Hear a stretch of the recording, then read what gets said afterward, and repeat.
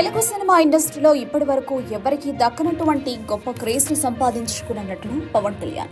ఆయన చేసిన సినిమాలు అతనికి గొప్ప గుర్తింపును సంపాదించి పెట్టాయి.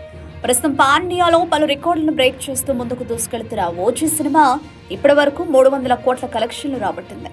ఈ సినిమాలో పవన్ కళ్యాణ్ తన నట విశ్వరూపాన్ని చూపించడమే కాకుండా తన స్వాగ్ ను చూపిస్తూ ఒకప్పటి వింటేజ్ పవన్ కళ్యాణ్ ని బయటకు తీసుకొచ్చారు.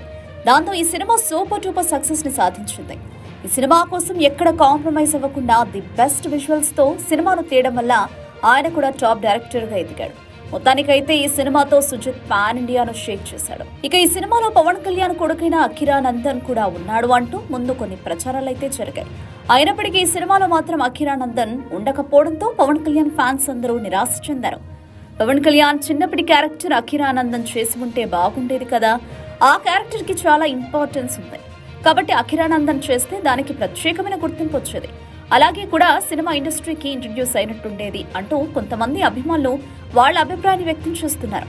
అయినప్పటికీ సినిమా యూనిట్ నుంచి అందుతున్న సమాచారం ప్రకారం అఖిరానందన్ హైట్ కి పవన్ కళ్యాణ్ హైట్ కి మధ్య చాలా చేంజ్ ఉంది కాబట్టి వీళ్ళిద్దరి మధ్య హైట్ కంటిన్యూటీ మిస్టేక్స్ వస్తాయనే ఉద్దేశంతోనే అఖిరానందన్ ను పక్కన పెట్టి వేరే అబ్బాయితో ఆ క్యారెక్టర్ చేయించినట్టుగా చిత్ర యూనిట్ నుంచి కొన్ని అభిప్రాయాలైతే వెలువడుతున్నాయి.